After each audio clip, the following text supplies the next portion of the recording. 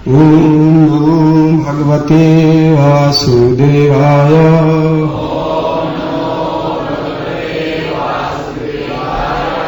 ओम नमो भगवते वासुदेवाय।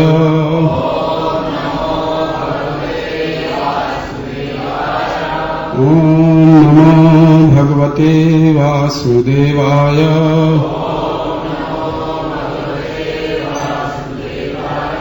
नारायणं नमस्कृत्य नरं चैव नरोत्तमं देवीं सरस्वतीं व्यासं ततो जयम् उदीरयेत्। नष्टप्रायेषु अभद्रेषु नित्यं भागवत सेवया भगवते उत्तम श्लोके भक्तिर्भवती नैष्ठिकी। श्रीमद्भागवतम स्कंद 7 अध्याय 15 श्लोक संख्या 70। रूप पेशल माधुर्य सौगंध्य प्रिय दर्शनः स्त्रीणां प्रियतमो नित्यं मतः स्वपुरलंपटः। धन्यवाद। शब्दार्थ, अनुवाद और तात्पर्य ऐसी भक्ति वेदांत स्वामी श्री प्रभुपाद जी के द्वारा। श्री प्रभुपाद की कृपया शब्दार्थ दोहराइए। रूप सौंदर्य, पेशल शरीर की बनावट, माधुर्य आकर्षण, सौगंध्य फूलों की मालाओं तथा चंदन लेप से अलंकृत, प्रिय दर्शनः देखने में अत्यंत सुंदर, स्त्रीणाम स्त्रियों का, प्रियतमः सहज भाव से आकृष्ट, नित्यम प्रतिदिन, मतः पागल की तरह गर्वित, स्वपुर अपने शहर में, लंपटः कामेच्छा के कारण स्त्रियों के प्रति अत्यधिक आसक्त। अनुवाद हो रहा है। मेरा मुखमंडल सुंदर था और मेरी शारीरिक संरचना आकर्षक तथा सुहावनी थी। फूलों के हारों से तथा चंदन लेप से अलंकृत होने से मैं अपने नगर की स्त्रियों को अत्यंत मोहक लगता था। इस तरह मैं मोहग्रस्त था और विषय वासनाओं से सदैव पूर्ण रहता था। तात्पर्य: जब नारद गंधर्व लोक के निवासी थे उस समय उनकी सुंदरता का वर्णन से ऐसा लगता है कि उस लोक का प्रत्येक व्यक्ति अत्यंत सुंदर तथा फूलों और चंदन से अलंकृत रहता था। नारद मुनि का पहले का नाम उपवर्हन था। उपवर्हन अपने आप को अलंकृत करके स्त्रियों का ध्यान आकृष्ट करने में पटु था। फलतः जैसे अगले श्लोक में वर्णित है, वह एक रसिक हो गया। इस जीवन में रसिक होना दुर्भाग्यपूर्ण है, क्योंकि स्त्रियों की ओर अत्यधिक आकृष्ट होने से वह शूद्र की संगति में जा गिरता है, जिसे स्त्रियों से बिना रोक टोक मिलने का लाभ लिया जाता है। इस कलयुग में जब सारे लोग मंदाह सुमंदमतयः शूद्र प्रवृत्ति के कारण अत्यंत बुरे हैं, ऐसा स्वतंत्र मिलना जुलना प्रधान रहता है। उच्चतर जातियों ब्राह्मण, क्षत्रिय तथा वैश्य में स्त्रियों के साथ पुरुषों का मुक्त मिलना जुलना संभव नहीं है, किंतु शूद्र में इसकी छूट है।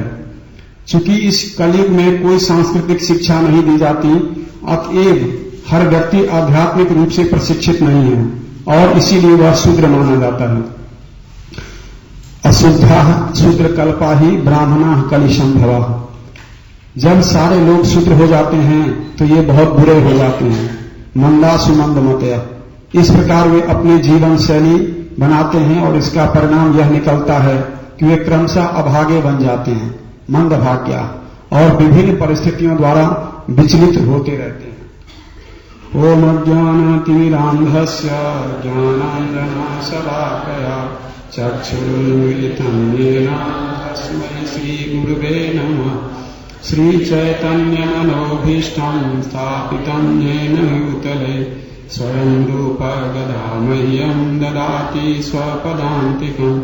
वन्देऽहं श्रीगुरो श्रीयुतपदकमलं श्रीगुरुं वैष्णवांश्च श्रीरूपं साग्रजातं सगण रघुनाथान्वितं तं सजीवं साद्वैतं सावधूतं परिजनसहितं कृष्णचैतन्यदेवं श्रीराधा कृष्णपादान् सहगण ललिता श्रीविशाखान्वितांश्च।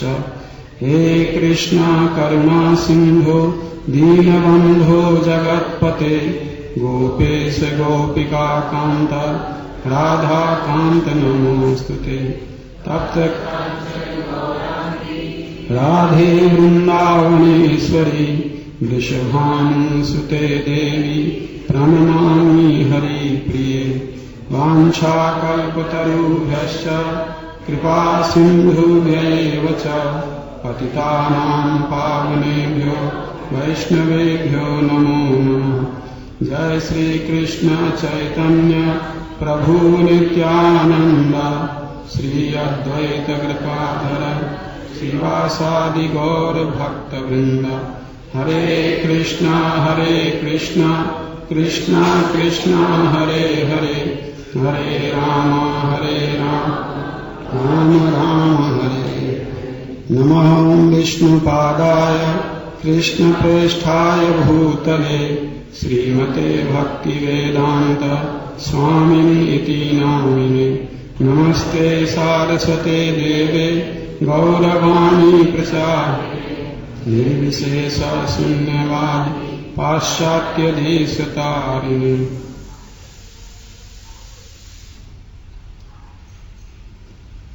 वसुदेवसुतं देवं कंसचाणूरमर्दनं देवकी परमानंदं श्रीकृष्णं वंदे जगद्गुरुं। हरे कृष्णा।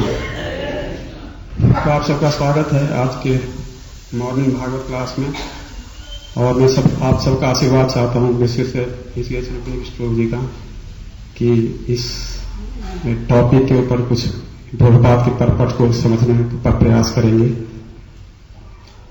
तो ये जो प्रसंग है कि नारद जी युधिष्ठिर महाराज ने प्रश्न पूछा था नारद जी से 14वें अध्याय के पहले श्लोक में। अभी ये 15वें अध्याय का 17वां श्लोक है।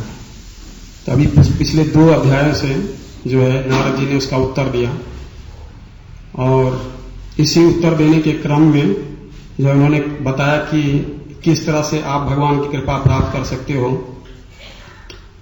और फिर उन्होंने ये भी बताया कि जिस तरह से आप सब ने अर्थात पांडवों ने कौरवों की इतनी बड़ी सेना को पराजित कर दिया, कहते हैं कि बड़े बड़े योद्धा और को तुमने पराजित कर दिया एक छोटी सी सेना को लेकर के, वो केवल और केवल भगवान की कृपा से संभव हो पाया। अगर शायद कृष्ण नहीं होते तो आप किसी भी तरह से उनसे युद्ध में जीत नहीं सकते थे। और कह रहे हैं कि जिसी तरह से उनकी कृपा से ही तुम इस भौतिक जगत से भी पार हो जाओगे, क्योंकि भगवान की कृपा तुम्हारे ऊपर बनी हुई है। और फिर इसी क्रम में जो है वो अपना एग्जाम्पल देते हैं। ये भागवतम की एक शैली भी है, या आप समझ लीजिए प्रीचिंग की एक शैली है कि कोई भी व्यक्ति जब कोई उपदेश दे रहा होता है तो कई बार वो अपना एग्जाम्पल दे करके इस चीज को और उसको और जोर दे करके बताना चाहता है, क्योंकि वो अपने एग्जाम्पल से वो चीज ज्यादा प्रूव होती है। तो हम देखते हैं कि नारद जी इससे पहले भी पहले स्कंद में व्यासदेव को अपना एग्जाम्पल दे के बताते हैं वहां पर कि मैं एक शूद्र का जो है पुत्र बना, और यहां पर वो उससे पहली वाली जिंदगी के बारे में बता रहे हैं कि मैं उद्भरण नाम का एक गंधर्व था। और इसी तरह से हम आगे 10वें स्कंद में देखेंगे कि मुचकुंद महाराज जो है वो अपना एग्जाम्पल देके बताते हैं मुझकुंद महाराज की प्रार्थनाओं में। तो ये एक तरह की शैली है प्रीचिंग की। तो ये बात को और महत्वपूर्ण बनाने के लिए इस तरह का एग्जाम्पल दिया जाता है। अब नारद जी जो हैं वो वस्तुतः ब्रह्मा जी के पुत्र ही हैं। ऐसा नहीं है कि कई बार डिवोटी में सुना जाता है कि पहले दासी पुत्र थे तो फिर बाद में नारद बन गए। नहीं, पहले ही नारद थे। पहले नारद थे और ब्रह्मा जी के शाप की वजह से बहन बने और फिर ब्रह्मा जी के शाप से, देवताओं के शाप से वो शूद्र का पुत्र बने और फिर दोबारा से रीइंस्टेट हो गए नारद के रूप में। तो ये जो पूरी कथा है वो ब्रह्म वैवर्त पुराण का हिस्सा है।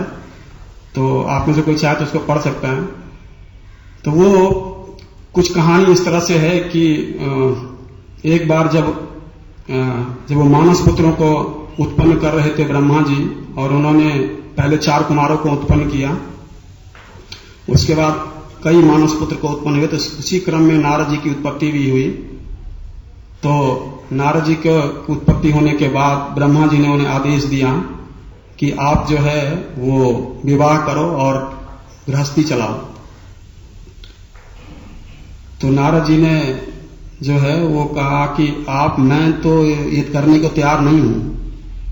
अगर आप चाहते हैं कि मैं विवाह करूं तो पहले उन 4 कुमारों को बुलाइए, आप अपने बड़े बेटों को बुलाइए और उनको कहिए कि वो विवाह करेंगे। अगर वो विवाह करेंगे और आगे बढ़ाएंगे तो मैं भी जो है आगे तैयार हूं। उन्होंने कहा कि कौन ऐसा मूर्ख होगा जो इस आध्यात्मिक जीवन को छोड़ करके, इस त्यागमय जीवन को छोड़ करके, जहां की भगवान की कृपा जो है और जो है वो सभ्य उपलब्ध है, वो इंद्रियों का दास बनने के लिए इस भौतिक जगत में जाएगा। बहुत अच्छा उपदेश है उस जगह पर नारद जी का। और नारद जी और ब्रह्मा जी के बात बता रहे हैं कि एक बार अगर कोई व्यक्ति, कोई जीव भौतिक जगत में चला गया तो कई कल्प लगते हैं उसको वापस आने के लिए। कई कल्प, ईयर नहीं, साल नहीं, कई कल्प लगते हैं उस व्यक्ति को भगवान के पास वापस आने के लिए। तो आप मेरे से चाहते हैं कि मैं भौतिक जीवन स्वीकार कर लूं, मैं इंद्रियों का दास बनूं? मैं तो बिल्कुल ही नहीं ऐसा चाहता। मैं तो भगवान की कृपा प्राप्त करने के लिए मैं उन्हीं अपने बड़े भाइयों के रास्ते पर चलना चाहता हूं और आप मुझे आशीर्वाद दीजिए कि मैं उसमें सफल हूं। इस तरह से बड़ी सारी बातें करते हैं ब्रह्मा जी को नारद जी। तो ब्रह्मा जी बहुत क्रोधित हो जाते हैं, बहुत क्रोधित होता है। कह रहे तुमने मेरी बात को, मतलब अपने पिता की आज्ञा का उल्लंघन किया, क्योंकि उस समय पिता की आज्ञा का उल्लंघन करना बहुत बड़ी बात होती थी पहले के 3 युगों में, सतयुग, त्रेता और द्वापर में, कि पिता की बातों का कोई उल्लंघन नहीं करता था।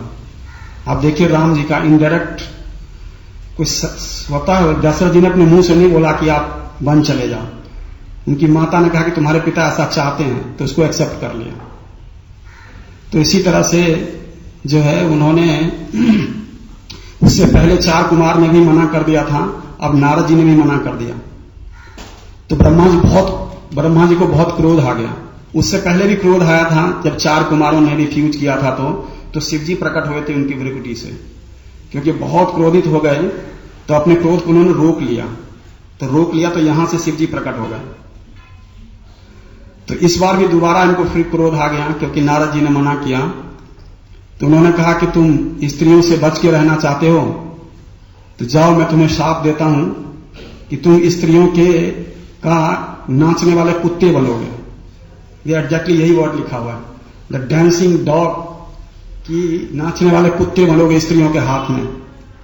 तुम ऐसी स्त्रियों से घिरे रहोगे कि तुम हमेशा इस काम की इच्छाओं के अंदर रहोगे। तुम इन चीजों से कभी बाहर नहीं निकल पाओगे। तुम्हारे हर तरफ जहां तुम जाओगे स्त्रियां होंगी। तुम 50-50 स्त्रियों के स्वामी होगे। मतलब इस तरह से बहुत कुछ बोला उनको ब्रह्मा जी, बहुत। अब नारद जी ने जब ये सुना तो एकदम स्तब्ध रह गए।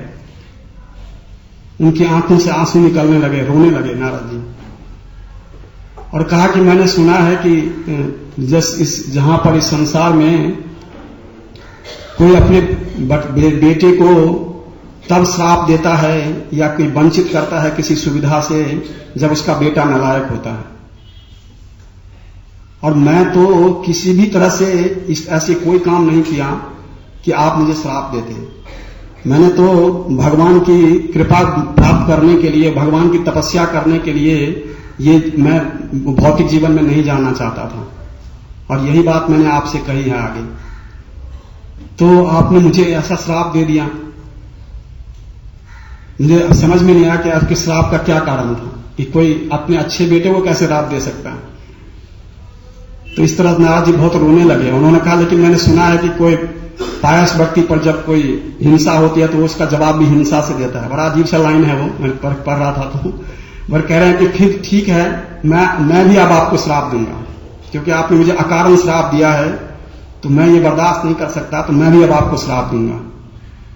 तो उन्होंने जो है ब्रह्मा जी को श्राप दे दिया नारद जी ने, क्योंकि जो ब्रह्मा जी के पुत्र जो थे वो सद्य है उन युगों में जो है वो शक्ति प्राप्त होती थी उनको। जैसे एक करोड़पति का बेटा जन्म से करोड़पति है, तो वो एक ब्रह्मा जी के बेटे थे, तो ये सब कुछ शक्ति उन्हें वैसे ही प्राप्त थी पहले से, और भगवान के वो नित्य सेवक हैं।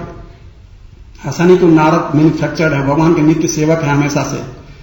तो उन्होंने जो है ब्रह्मा जी को कहा कि आज से लेकर के अगले 3 कल्पों तक आपकी कोई पूजा नहीं करेगा, और जितने भी देवताओं को छोड़कर जो कि आपकी डायरेक्ट संगति में रहते हैं, क्योंकि उनको आपसे काम है, लाइन जोड़ा हुआ था कि कोई इस पूरे पृथ्वी पर तीनों लोक में, पृथ्वी पर नहीं तीनों लोक में आपकी कोई पूजा नहीं करेगा, ना कहीं आपका कोई मंदिर बनाया जाएगा। मतलब इस तरह से जो है उन्होंने ब्रह्मा जी को भी श्राप दे दिया। और उसके बाद जो है, ये हालांकि बहुत लंबी कथा है, तो वो उसके श्राप की वजह से नारद जी गंधर्व लोक में जो है जन्म लेते हैं। गंधर्वों का राजा का कोई पुत्र नहीं था उस समय, तो उन्होंने यज्ञ कराया वशिष्ठ जी से, तो पुत्र के रूप में नारद जी वहां प्रकट होते हैं। उपबरहन नाम, इनका नाम पड़ता है उपबरहन। और उपबरहन नाम के जो ये गंधर्व थे, इनकी का विवाह होता है चित्ररथ की बेटियों से। चित्ररथ की बेटी थी मालावती, तो मालावती से इनका विवाह होता है। और फिर इस तरह से जो है, एक बहुत लंबी कथा है ये, क्योंकि वो आगे एक और बड़ी कथा हमें। तो ये इस तरह से जो है वो गंधर्व लोक में आए नारद जी, और उपबरहन नाम के गंधर्व बने। तो अब यहां जो प्रसंग है कि किस तरह से जो है वो एक गंधर्व लोक में, ये फिर आगे की कथा है कि उनको गंधर्व लोक से एक बार, क्योंकि गंधर्व लोक के जो निवासी हैं, जो अप्सराएं हैं, उसको संगीत और गायन में प्रवीण होते हैं। तो देवताओं का जहां भी कोई कंसर्ट होता है या कोई सभा होती है, तो इनको बुलाया जाता है गाने के लिए या कोई नृत्य करने के लिए। तो एक बार ऐसी सभा हो रही थी, तो उनको बुलाया गया गंधर्वों को, तो नारद जी भी उसमें गए थे। श्री राधा राधिकारमन भगवान की, श्री कृष्ण बलराम की, श्री जगन्नाथ बलदेव सुभद्रा महारानी की। तो नारद जी भी वहां पर गए थे, उसमें कंसर्ट में वो भी गए थे। तो हुआ क्या कि जब वो सभी लोग भगवान का ग्लोरिफिकेशन होना था और सभी लोग भगवान के लिए को ग्लोरीफाई कर रहे थे, तो नारद जी ने को जब कहा गया ग्लोरीफाई करने के लिए, तो इन्होंने देवताओं की स्तुति करनी शुरू कर दी। हालांकि 2 जगह पर इसके 2 अलग अलग वर्षन हैं। एक जगह लिखा हुआ था कि उन्होंने भौतिक संगीत और इस तरह का चीजें करी, और श्रीमद् भागवतम के अनुसार से उन्होंने देवताओं की प्रशंसा शुरू कर दी और देवताओं के बारे में जो है बोलने लगे। तो प्रजापति और जो दूसरे बड़े देवता थे और ब्रह्मा जी, वो बहुत रुष्ट हो गए इनसे। तो उन्होंने इसको फिर श्राप दे दिया कि तू अपनी सुंदरता पर और इस पर बहुत गर्व है, तो जाओ तुम शूद्र बन के शूद्रानी के गर्भ में से उत्पन्न हो। तो इस तरह से ये फिर दोबारा से शूद्र के उस घर में गए। तो ये वहां पर बताया जाता है, एक तो प्रभुपाद बहुत आगे चल के ये शिक्षा बताते हैं कि भगवान का ग्लोरिफिकेशन करना और देवताओं का ग्लोरिफिकेशन करना एक नहीं है। भगवान का गायन करना, भगवान के बारे में गायन करना और देवताओं के बारे में गायन करना एक नहीं है। अगर ऐसा होता तो वहां के बड़े बड़े ऋषि प्रजापति और देवता और स्वयं ब्रह्मा जी नारद जी को दोबारा शाप नहीं देते। कि हमने यहाँ पर आपको भगवान की स्तुति के लिए बुलाया था, भगवान की प्रशंसा के लिए, और आपने क्या किया है कि देवताओं का गुणगान शुरू कर दिया है। तो अब ये जो प्रसंग है अब यहाँ पर यह है कि नारद जी कह रहे हैं कि इस तरह से मैं इतना सुंदर था कि अपने नगर में स्त्रियां मेरे पर बहुत आकर्षित होती थी। भगवान प्रभुपाद जी इसके परपट में, इंग्लिश वाले में, उसमें लिखते हैं कि जब Narad ji was a play boy, कि वो प्ले बॉय थे, क्योंकि हमें इसमें लिखा हुआ हिंदी में रसिक थे, तो रसिक का इतना समझ में नहीं आता, क्योंकि ज्यादा समझ में आता है प्ले बॉय टर्म, तो इसमें लिखा हुआ कि नारद जी प्ले बॉय थे। तो आप इसे समझ सकते हैं कि क्या टर्म यूज किया हुआ है, कि उन्होंने जो है वो हर तरह से स्त्रियों के साथ में और स्त्रियों के संग में रहना। तो हमेशा जब व्यक्ति बहुत सुंदर होता है तो बहुत सारी चीजें आकर्षित, उसकी तरफ बहुत लोग आकर्षित होते हैं। चाहे कोई स्त्री बहुत सुंदर है या कोई पुरुष बहुत सुंदर है तो बहुत लोग आकर्षित होते हैं। इस आकर्षण की वजह से क्या होता है, वो व्यक्ति हमेशा व्यथित रहता है, हमेशा इल्यूजन में रहेगा, मोह में रहेगा, वो पता ही नहीं है क्या करना है और नहीं करना है। क्योंकि जब आपके प्रति बहुत लोगों का ध्यान है, आपके प्रति बहुत लोग आकर्षित हैं, तो हमारा जो है वो चलने का, बोलने का सब बदल जाता है, सब कुछ तरीका बदल जाता है।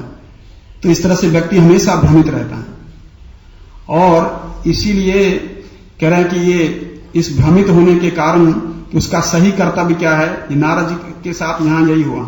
उनको क्या करने के लिए बुलाया गया था और क्या करना था उन्होंने वो नहीं किया, उन्होंने जो है एक अलग चीज शुरू कर दी। तो यही एक हम देखते हैं कि इस भौतिक जगत में भी हर व्यक्ति यही करना चाहता है। बहुत सुंदर स्त्री या बहुत सुंदर पुरुष, या कोई व्यक्ति नहीं है तो बहुत सुंदर बनना चाहता है, और कोई स्त्री सुंदर नहीं है तो वो सुंदर बनना चाहती है, दोनों है। क्यों? क्योंकि सेंटर ऑफ अट्रैक्शन, सुंदरता जो है वो भौतिक जगत में आकर्षण का केंद्र है।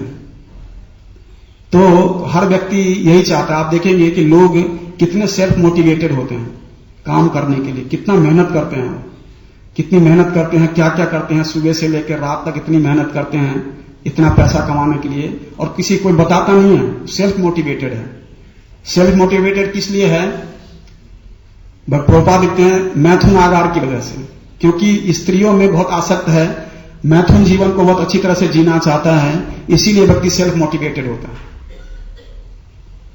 क्योंकि अब हम भौतिक जगत से मान लीजिए आध्यात्मिक कार्यों को आप करने का प्रयास करते हैं, हम सेल्फ मोटिवेटेड नहीं होते। हमें बार बार कथा सुननी है, बार बार कंसल्ट करना है, बार बार भागवतम पढ़ना है, बार बार चीजों को करना है, तब भी हम मोटिवेटेड नहीं होते, तब भी हम बाहर निकल जाते हैं। और इसके प्रति व्यक्ति अगर हम देखते हैं कि कितना आकर्षण है, कि हम अगर कोई भी व्यक्ति एक सुंदर स्त्री को या एक सुंदर पुरुष को बहुत देखता है तो चित्र उसके जो है वो इस माइंड में छप जाता है। हम भगवान के 20 बार दर्शन कर लेते हैं तब भी भगवान का वो चित्र वो जो है वो अंदर छपता नहीं है, पर एक झलक अगर हमने किसी ऐसी वस्तु को देख लिया वो हमारे दिमाग में छप जाता है। तो क्या समझना चाहिए इसका मतलब कि भगवान से ज्यादा पावरफुल माया है, या वो स्त्री है या वो पुरुष है जो एकदम से छप गया? नहीं, एक बार एक झलक देखने से अगर कुछ छप जाता है तो वो ज्यादा पावरफुल हुआ कि हम 100 बार देखने पर भी जो चीज छपती नहीं है हमारे दिमाग में। इसका एक्सप्लेनेशन दिया गया है शास्त्रों में, क्यों होता है ऐसे, क्योंकि हमें ये चीज करने की आदत कई जीवन से है। हमने कई जीवन से, लाखों करोड़ों जीवन में हमने यही किया है, तो वो इंप्रेशन जो है वो छपा हुआ है अंदर, मतलब वो जो आदत है वो अंदर छपा हुआ है। जैसे कोई व्यक्ति बहुत एक्सपर्ट हो जाता है गाड़ी चलाने में, कार चलाने में, तो संगीत भी सुनता है, बात भी करता है, फोन पर भी बात करता है और गाड़ी भी चल रही है ना, कितना जबरदस्त प्रैक्टिस है। तो इंद्रिय तृप्ति करने का प्रैक्टिस है जीव को, उसने इतनी ज्यादा इंद्रिय तृप्ति करी है कई जीवनों में कि अभी वो 20 बार भी भगवान के दर्शन कर लेगा तो वो चीज छपती नहीं है। तो वो बाहर निकालने के लिए इसको हमें अधिक से अधिक समय देना पड़ेगा, अधिक से अधिक जो है वो आध्यात्मिक कार्यों को करना पड़ेगा, देन धीरे धीरे चीजें फेड होगी, अर्थात कम होता जाएगा। उपबर्हन जो है वो आप देखिए कि दो इंपॉर्टेंट जो बहुत महत्वपूर्ण गलतियां करी, जैसे उपबर्हन के रूप में नारद जी ने, वो ये कि उन्होंने भगवान का ग्लोरिफिकेशन तो किया, करने का प्रयास तो किया है देवताओं का, लेकिन उसमें एक तो देवता और भगवान में कोई भेद नहीं रखा, ये सबसे बड़ी गलती थी। और दूसरी बड़ी गलती थी कि स्त्रियों के बीच में बैठ करके वे गायन कर रहे थे, कि आगे प्रभुपाद लिखते हैं तात्पर्य में कि ये हमारे अंदर ये क्षमता नहीं है कि हम ये सब चीजें, हम भौतिक कार्यों को भी जो है भौतिक गलतियों भी करते रहें और अच्छे साथ में दूसरी चीजें भी करते रहें। जैसे एक बार हुआ था कि मूवमेंट के शुरुआत दिनों की बात है कि प्रभुपाद से कुछ लोग अलग होकर के उन्होंने कहा इसमें कोई हार्ड एंड फास्ट रूल की आवश्यकता तो है नहीं चैंटिंग करने में, तो उन्होंने एक अलग ग्रुप बना लिया। तो वो हमेशा वो कपड़े भी ऐसे पहनते थे और सब कुछ करते थे, सिगरेट भी पीते थे और हरे कृष्ण नाम का लेकिन जप करते थे। तो प्रभुपाद को जब पता लगा, तो शायद हवाई की घटना है ये, तो प्रभुपाद जो है वो उन्होंने कहा कि सिर्फ हरे कृष्ण महामंत्र जपना नहीं है, क्योंकि हरे कृष्ण महामंत्र जो है वो इसका जो प्रोसेस है उसको साथ में लेकर के फिर जपना है, तब शुद्धिकरण होगा। कि प्रोसेस को हटा करके उसका जो शुद्धिकरण का जो दूसरे प्रोसेस को हटा करके खाली आप जप करेंगे तो भक्ति विनोद ठाकुर लिखते हैं कि वो केवल अल्फाबेट होगा, केवल अक्षर होगा, कि हम कुछ अक्षरों का उच्चारण कर रहे हैं, वो नाम जप नहीं होगा। फिर नाम जप का मतलब उसके साथ जो है वो नियम भी हैं, वो भी करना, निषेध चीजों को छोड़ना भी है, नियम को फॉलो भी करना है, और उसके हिसाब विधि का पालन भी करना है, तभी नाम जप का फल आता है। तो यहां हम देखते हैं कि जो ये उपबर्हन थे उन्होंने क्या किया कि वो लेडीज मतलब स्त्रियों के संग में इसको करने का प्रयास किया। और हम तभी देखते हैं कि हम भौतिक जगत में भी इसी तरह से हर व्यक्ति तभी जो सुंदरता के लिए और इन चीजों के लिए प्रयासरत है, तो उसका उद्देश्य क्या होता है कि वही आकर्षण प्राप्त करना, भौतिक आकर्षण। क्योंकि इस भौतिक जगत में 5 चीजों में बहुत आकर्षण है, रूप यौवनम धन संपत्ति प्रभुत्वम च अविवेकता एकैकमप्य अनर्थाय किम यत्र चतुष्टयम्। कि रूप यौवन में बहुत ज्यादा आकर्षण है और कोई व्यक्ति बहुत सुंदर भी है और जवान भी है तो बहुत आकर्षक होगा। वो हर व्यक्ति होता है वैसे अपनी यौवन के दिनों में कुछ न कुछ आकर्षक तो होता ही है। तो ये कहा गया कि ये अनर्थ का कारण है, बहुत सुंदर होना अपने आप में अनर्थ का कारण है, जवान होना अनर्थ का कारण है। तो अगर इस तरह से रूप यौवन संपन्न, क्योंकि व्यक्ति सारी गलतियां ऐसे समय पर करता है, और फिर कहा धन संपत्ति, बहुत अधिक धन संपत्ति है तो वो भी अनर्थ का कारण है, क्योंकि वो अनर्थों को जन्म देगा। फिर प्रभुत्वम, पावर अगर अधिक से अधिक है तो फिर वो अनर्थ को जन्म देता है। तो प्रभुत्वम च अविवेकता, या फिर व्यक्ति मूर्ख है तो फिर कह रहे कि ये चारों चीज अपने आप में अनर्थ का कारण है। तो अगर जहां कहीं कह रहे कि अगर जहां कहीं ये चारों इकट्ठे हो जाएं तो आप सोच लीजिए कैसा अनर्थ करेगा वो व्यक्ति। हम गंधर्व लोक के संदर्भ में देखते हैं कि जो गंधर्व लोक के निवासी हैं बहुत सुंदर भी होते हैं, गायन में प्रवीण होते हैं, उनके पास सब कुछ उपलब्ध होता है, क्योंकि वो देवता उपदेवता कहे जाते हैं ये सब, तो इनके पास सारी सुविधाएं होती हैं, सब कुछ होता है। तो वो फिर इस तरह के जो चांस है वो अधिक हो जाता है कि व्यक्ति गलत रास्ते पे चला जाए। ये हालांकि एक शिक्षा है, ऐसा नहीं कि नारद जी आप देखते हैं, मैं तभी आपको पहली वाली स्टोरी बताई कि नारद जी को किस तरह से उन्होंने जो है वो श्राप मिला और किस तरह से इस तरह से आए। तो हमारे लिए एक शिक्षा है कि व्यक्ति के पास अगर धन अधिक है, संपत्ति अधिक है, सुंदरता अधिक है, तो अच्छा है कि वो भगवान को दृढ़, और अगर कोई ऐसा व्यक्ति भगवान का भक्त है, सुंदर भी है, उसके पास धन भी है, उसके पास पावर भी है, तो अगर फिर भगवान का भक्त है तो कहा जाता है कि भगवान के बहुत नजदीक का व्यक्ति है, very close to the lord, कि पिछले जन्म का भक्त है जो किसी तरह से इस जीवन में इस तरह से आ गया हो। तो हमें यह भी समझना चाहिए कि अगर वो सारी चीजें, इन सारी चीजों को भगवान की सेवा में लगाने का प्रयास करता है तो निश्चित रूप से वो भगवान का नजदीक का आदमी। तो और एक बात जो प्रभुपाद बता रहे हैं यहां पर कि जो इस तरह के लोग होते हैं कि जो स्त्रियों से ज्यादा संग करते हैं, स्त्रियों के ज्यादा संग में रहते हैं, तो ये मेंटेलिटी शूद्रों की होती है कि ब्राह्मण, क्षत्रिय और वैश्य, इन तीनों वर्ग के जो लोग हैं उनको स्त्रियों से जो है स्वतंत्र रूप से मिलने पर प्रतिबंध लगाया गया है शास्त्रों में, पर शूद्रों के लिए छूट है। तो अगर कोई भी व्यक्ति स्त्रियों से स्वतंत्र रूप से फ्रीली जो है मिंगल करता है अर्थात मिलता है आपस में, तो इसका मतलब वो शूद्र है, क्योंकि शूद्र को ये छूट दी जाती है कि वो स्त्रियों से संपर्क मतलब इस तरह से जो है आपस में घुल मिलकर रह सकता है, पर बाकी किसी को ये आदेश नहीं है शास्त्र का। तो कह रहे चूंकि उपबर्हन जो थे स्त्रियों के साथ घुल मिलकर रहते थे, यहां तक कि उनको जहां गायन के लिए बुलाया गया वो भी अपने साथ स्त्रियों को लेकर आए। तो इसका मतलब क्या है कि उनकी जो मानसिकता थी वो किसकी थी? शूद्रों की थी। तो जो शूद्रों की मानसिकता होती है, क्योंकि अगर कोई भी व्यक्ति ऐसे जगह पर कहां पर जहां पर भगवान का गुणगान करना है, इन तरह की चीजों से बचता है, अपने आप को बचाता है। तो और एक जो प्रभुपाद कह रहे हैं कि इस कलयुग में भी लोग जो है वो अधिक से अधिक मात्रा में सब शूद्र ही हैं।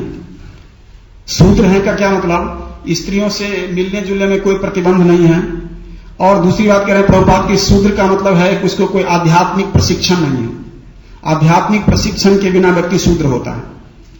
तो जिस किसी को भी, हम सब भी पहले इस तरह से थे कि अब आध्यात्मिक प्रशिक्षण नहीं होने की वजह से हमारा खुद का जीवन कैसा था, और अगर हम आध्यात्मिक प्रशिक्षण लेने के बाद जो है वो हमारा जीवन किस तरह का हम प्रयास कर रहे हैं कि हम इस जीवन से बाहर निकल जाएं। तो इसके लिए अब बहुत आवश्यक है कि आध्यात्मिक प्रशिक्षण होना चाहिए व्यक्ति का, क्योंकि प्रभुपाद कहते हैं कि आध्यात्मिक प्रशिक्षण जो है एकमात्र कारण है, एकमात्र वजह है जिससे हम इन चीजों से बच सकते हैं। नहीं तो कोई भी व्यक्ति इन शूद्रा जीवन से बच नहीं सकता है। और एक दूसरे जो है वो खतरे हैं कि जैसे सुंदर होने में कि दूसरा व्यक्ति तो आकर्षित होता ही है। हम इस तरह के जो उदाहरण हैं वो शास्त्रों में भी देखते हैं। चाणक्य नीति में एक श्लोक में लिखा गया है कि जो 8वें अध्याय के 12वें श्लोक में, कि सीता जी का अपहरण किस लिए हुआ? अत्यधिक सुंदरता के कारण। वो लिखते हैं कि अति रूपेण वही सीता अति गर्वेण रावण। अति गर्व के कारण रावण का नाश हुआ, अति सुंदरता के कारण सीता जी का अपहरण हुआ। हालांकि ये शास्त्रिक एग्जाम्पल भगवान की लीला के लिए है, परंतु शिक्षाएं तो हैं कि बहुत अधिक सुंदरता किस तरह से खतरे उत्पन्न करता है। तो और हम दूसरा एग्जाम्पल देखते हैं श्रीमद् भागवतम के 9वें स्कंद के 14वें अध्याय में पुरुरवा और उर्वशी का। महाराज पुरुरवा बहुत बड़े शक्तिशाली राजा थे, बहुत बड़े शक्तिशाली राजा। इतने शक्तिशाली थे कि इंद्र उन्हें अपने यहां पर आमंत्रित करते थे युद्ध करने के लिए। अगर उनका किसी असुरों से युद्ध हो तो महाराज पुरुरवा को आमंत्रित किया जाता था युद्ध करने के लिए। और ऐसे महाराज पुरुरवा जब उर्वशी के रूप सौंदर्य में पड़े तो इस तरह से पड़े कि बहुत विचित्र सी स्थिति हो गई उनकी। उर्वशी ने ऐसे ऐसे जो है वो कंडीशंस रखी उनके सामने कि वो फुलफिल करना मुश्किल था, बस रूप सौंदर्य के कारण महाराज पुरुरवा ने उसको एक्सेप्ट कर लिया कि नहीं, तुम जो कहती हो करूंगा। और बाद में देखते हैं कि वही उर्वशी महाराज पुरुरवा को छोड़ के चली जाती है। तो इस तरह से ये शास्त्रों में दिया गया है कि किस तरह से अब हम जो है वो रूप के धोखे में, जो रूप का जो सौंदर्य है एक्चुअल में धोखा देने वाला है। तो ये एक समझने की बात है। यहां भी यही है, उपबर्हन का रूप इतना सुंदर था, और यहां भी हम देखते हैं जिसमें, और हम तीसरी कथा देखते हैं कि पिंगला का और भर्तृहरि का। रानी पिंगला इतनी सुंदर थी कि भर्तृहरि हमेशा उनके बारे में सोचते थे। और एक बार एक साधु उनको फल लाके दिया, उन्होंने एक फल लाके दिया कि ये खाने से आप अमर हो जाओगे। तो उन्होंने फल को खुद नहीं खाया, उस फल को उन्होंने खुद नहीं खाया। किसको दे दिया? अपनी रानी पिंगला को, क्योंकि रानी से अत्यधिक मोहित थे, अत्यधिक प्रेम करते थे। तो उन्होंने जो है वो फल उनको दे दिया। और हम सब ये कथा जानते हैं कि वो फल घूम के किसके पास आ जाता है, फिर दोबारा राजा के पास। उन्होंने रानी को दिया, रानी प्रेम करती थी अपने सेनापति से, उसने सेनापति को दे दिया। सेनापति प्रेम करता था उस राज की नर्तकी से, उसने उस नर्तकी को दे दिया। और नर्तकी प्रेम करती थी राजा से। देखिए कहानी। तो एक यूं घूम के वो फल दोबारा उनके पास आ गया। तो जो दोबारा फल को देखा उन्होंने तो स्तब्ध रह गए महाराज भर्तृहरि। कह रहे ये फल तो ये तो अमर फल है। तो उन्होंने जो है वो वेश्या को बुलवाया और कह रहे फल तुम्हें कहां से मिला? कह रहे महाराज ये नहीं बता सकती मैं। तो उन्होंने कहा नहीं बताना पड़ेगा। तो फिर अब राजा का आदेश था तो उसको बताना पड़ा। तो जब पूरी बात खुली तो भुचक्के रह गए भर्तृहरि। फिर क्या लिखा उन्होंने? वैराग्य शतक लिखा। उसके बाद में उससे पहले उन्होंने श्रृंगार शतक लिखा था। अपने रूप स्त्री पर इतने आसक्त थे कि श्रृंगार शतक लिखा था उन्होंने। और जब ये घटना हो गई तो उन्होंने वैराग्य शतक लिखा। प्रिया चरित्रम पुरुषस्य भाग्यम दैवो न जानाति कुतो मनुष्य। उन्होंने लिखा स्त्री का चरित्र और पुरुष के भाग्य को कोई नहीं समझ सकता, इवन देवता तक नहीं जानते, तो साधारण मनुष्य की क्या बात है। कि ये देखो इस फल को मैंने निकाल दिया अपने हाथ से, जाने दिया कि ये फल मेरी पत्नी, और ये फल घूम के कहां आ गया? फिर मेरे पास आ गया। तो मेरा भाग्य देखो कि ये फल दोबारा मेरे पास आ गया, अमर फल। और एक स्त्री का चरित्र देखो कि मैंने अपनी स्त्री को दिया था इसे, और ये कहां से घूमता हुआ फिर मेरे पास। तो उन्होंने समय लिखा कि जो स्त्री का चरित्र है और पुरुष का भाग्य है, इसको देवता भी नहीं समझ सकते। तो इस तरह से हम देखते हैं कि रूप के उसमें जाल में किस तरह से बड़े बड़े लोग बचते नहीं हैं। तो हमारे जैसे लोगों की तो विषाद क्या है, इसलिए व्यक्ति को ज्यादा अच्छा यह है कि उसको बच के रहना चाहिए। तो ये, और अगर हम जैसे भी देखेंगे कि प्रभुपाद ने या श्रीमद् भगवद गीता में भी इस तरह की चीजें लिखी गई हैं कि व्यक्ति अगर इन चीजों से बहुत ज्यादा आकर्षित होता है कि वो तो फिर भोग ऐश्वर्य प्रसक्ता नाम तया प्रहृत शाम व्यवसायत्मिका बुद्धि समाधो न विद्यते। कि जब भी व्यक्ति भोग और ऐश्वर्य के प्रति बहुत अधिक जो है वो बहुत अधिक लालायित रहता है, बहुत अधिक चिंता करता है, बहुत अधिक प्राप्त करने का प्रयास करता है, तो कि ऐसे व्यक्ति की जो बुद्धि है वो बिल्कुल भी भगवान के जो दिव्य लीलाएं हैं, दिव्य चीज हैं, उसको समझ नहीं सकती। और इन जो है वो दिव्य चीजों को न वो समझ सकता है और ना उसको प्राप्त कर सकता है, और ना ऐसे व्यक्ति की बुद्धि कभी स्थिर होती है। इसी प्रति न बुद्धि अयुक्तस्य, जो भगवान से व्यक्ति जुड़ा हुआ नहीं है, नाचा युक्तस्य भावना, और जो व्यक्ति भगवान से जुड़ा हुआ नहीं है उसकी कोई भावना भी नहीं होगी भगवान के प्रति। क्योंकि अभी हम इसको प्रभुपाद लिखते हैं इसको 2.66 में भगवद गीता के कि नास्त बुद्धि अयुक्तस्य। अयुक्तस्य मतलब जो जुड़ा हुआ नहीं है, और ना युक्तस्य भावना, और जो व्यक्ति जुड़ा हुआ नहीं है उसकी भगवान के प्रति कोई भावना भी नहीं है। नाचा भावयतः शांति, और जिसकी भावना भगवान से जुड़ी हुई नहीं है उसको कोई शांति नहीं मिलता, और जिसको शांति प्राप्त नहीं है उसको सुख कहां से मिलेगा। क्योंकि जो सुख का बड़ा आधार क्या है, मन शांत होना चाहिए, और वो शांत नहीं है तो निश्चित रूप से जो है हम हमेशा परेशान रहेंगे और चिंतित रहेंगे।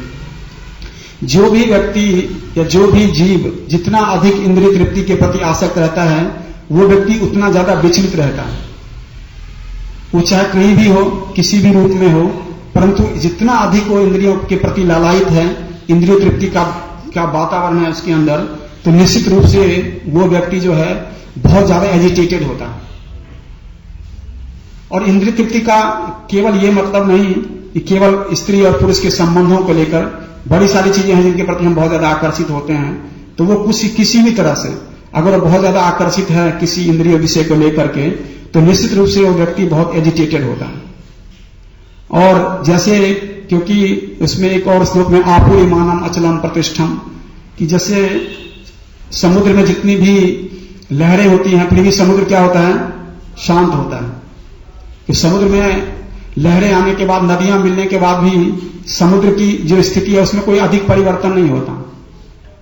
पर जो शांत व्यक्ति है, जो भगवान का भक्त है, उसमें ऐसा नहीं कि उसमें उसकी इंद्रियां नहीं है, या उसकी इंद्रियां में या उसके अंदर जो है वो ये इन चीजों से परेशानी नहीं होती। या अर्थात मान लीजिए कि वो जो इंद्रियों का वेग है, कई बार ऐसे व्यक्ति को ही परेशान कर सकता है क्योंकि बाहर का जो वातावरण है वो किस तरह से है कि कई बार, लेकिन ऐसा व्यक्ति उस थोड़ी देर के उस चीज से विचलित नहीं होता, कभी भी बिल्कुल शांत रहता है।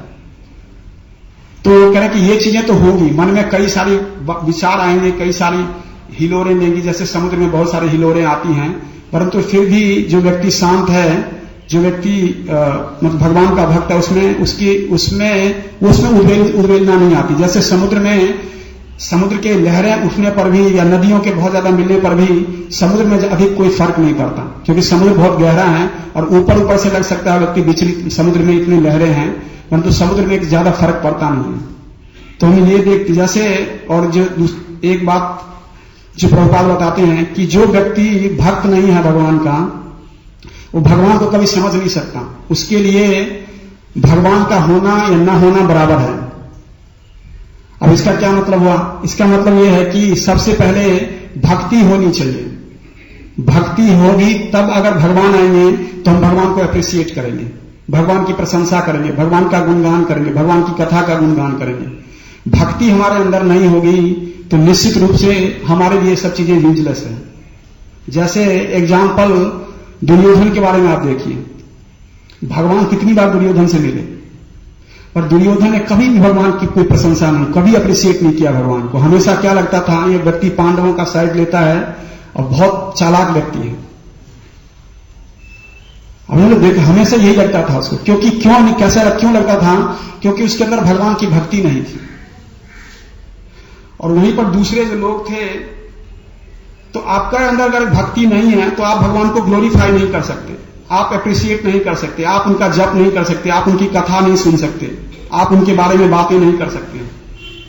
तो सबसे पहले भक्ति आनी चाहिए, फिर भगवान आएंगे तो ठीक है। पहले भगवान आ गए, मान लीजिए भक्त है नहीं हम, तो हम कभी भगवान की प्रशंसा नहीं करेंगे। ऐसे कई लोगों के सामने भगवान उपस्थित हुए, जब वो इस धराधाम पर थे, कई लोगों के सामने उपस्थित हुए भगवान, और कहां बहुत सारे लोगों ने अप्रिशिएट ही नहीं किया। उनको लगता था ठीक है, द्वारका के राजा हैं, कोई बहुत सुंदर मानता था, कोई मानता था बहुत शक्तिशाली है, कोई कुछ भी मानता था। क्यों? क्योंकि अंतर भक्ति नहीं है। तो जो व्यक्ति भगवान को अप्रिशिएट नहीं करेगा, तो अगर क्योंकि भक्ति होगी तब अप्रिशिएट करेगा, तो उसके पास्ट टाइम्स को भी अप्रिशिएट नहीं करेगा, उनके लीलाओं को भी वो एक ऐसी जो है वो कुछ मनगढ़ंत और चीजें मानेगा कि ऐसे हुआ ही नहीं, हो ही नहीं सकता। तभी ये बार बार कहा जाता है कि भगवान की जो लीलाएं हैं, जो गुहितम लीला है, ऐसी लीलाएं हैं, उसको भक्तों के सामने उसकी चर्चा करनी चाहिए, क्योंकि भक्त तो इसको समझ पाएंगे, पर जो अभक्त है उसको कभी अप्रिशिएट नहीं करेगा। इसलिए ये बहुत इंपॉर्टेंट है कि हमारे हृदय में भक्ति होनी चाहिए पहले, और फिर भगवान उपस्थित हों तो फिर हम भगवान की प्रशंसा कर पाएंगे। ठीक है, हरे कृष्ण। श्रील प्रभुपाद की, श्रीमद् भागवत महापुराण की। मुझे क्षमा करिएगा, इसमें बहुत सारी ऐसी चीजें थी जो मैंने बिना रियलाइजेशन के बोली हैं, मोस्टली चीजें, और कुछ चीज जरूर मेरा रियलाइजेशन था, तो मैं उसके लिए क्षमा चाहता हूं। केवल एक सेवा के भाव से मैंने ऐसा किया। किसी का कोई प्रश्न या टिप्पणी है तो सकते हैं। यस माता।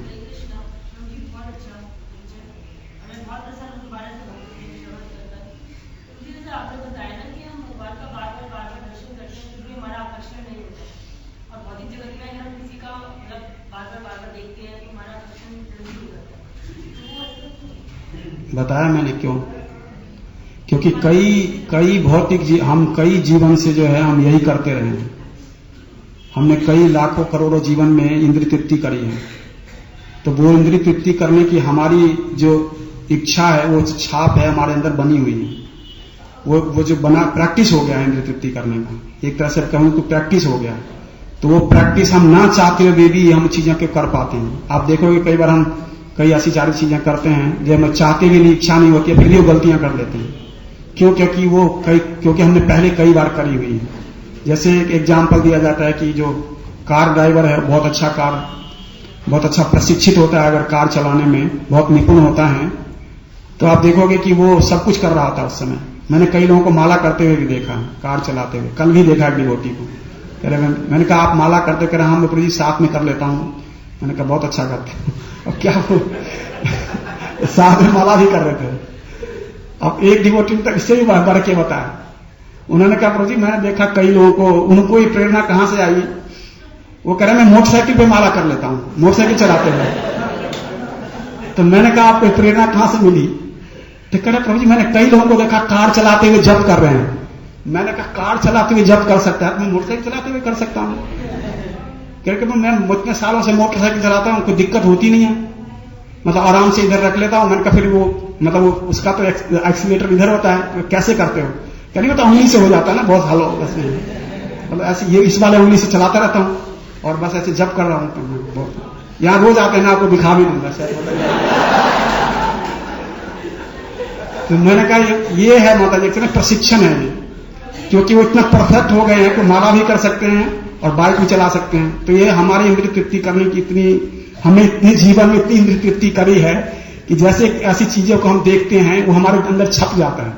और भगवान को बार बार देखेंगे, बार बार प्रार्थना, कितना वो सेल्फ मोटिवेटेड होकर करते हैं हम। इसमें कितना मोटिवेशन चाहिए होता है, कितनी काउंसलिंग क्लास, कितनी सारी क्लासें होती हैं, फिर भी अंदर नहीं जाती है चीजें।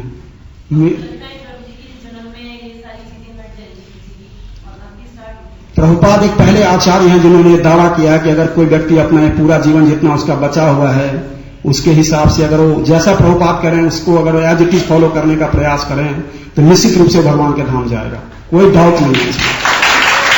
और आप यकीन मानिए जितने भी मैंने काफी सारे लोगों को पढ़ा है, एक प्रभुपाद पहले आचार्य हैं हिस्ट्री में जिन्होंने ये दावा किया कि व्यक्ति इसी जीवन में भगवान के धाम जा सकता है, प्रोवाइडेड कि अगर प्रभुपाद जैसा कह रहे हैं वैसा करना पड़ेगा। अपनी इच्छा से भक्ति नहीं, प्रभुपाद की इच्छा से भक्ति। क्योंकि ये गारंटी कृष्ण नहीं दे रहे कि आप 16 माला का जप करो, 8 घंटे सेवा करो, भगवान के धाम ले जाओ। ये गारंटी कौन दे रहा है? प्रभुपाद दे रहे हैं। तो प्रभुपाद उस व्यक्ति को प्लीज करना पड़ेगा तो निश्चित रूप से हम भगवान के धाम चले जाएंगे। क्योंकि जो व्यक्ति जिस चीज की गारंटी देता है अपने बूते पर देता है, अपने पावर के ऊपर देता है। अगर विश्वनाथ चक्रवर्ती ठाकुर ये कह रहे हैं कि कोई 12 साल तक मंगल आरती सुबह सुबह गाएगा रोज उठ करके तो उसको कृष्ण प्रेम मिल जाएगा, तो ये गारंटी विश्वनाथ चक्रवर्ती ठाकुर दे रहे हैं, ये गारंटी कृष्ण नहीं दे रहे। और ये कर विश्वनाथ चक्रवर्ती ठाकुर के पास इतना पावर है कि वो तार देंगे आपको। तो यही बात प्रभुपाद के साथ भी है। प्रभुपाद अगर कह रहे हैं कि मैं जैसे कहता हूं वैसे भक्ति करो तो निश्चित रूप से हम इसी जीवन में भगवान के धाम चले जाएंगे। हरे कृष्ण।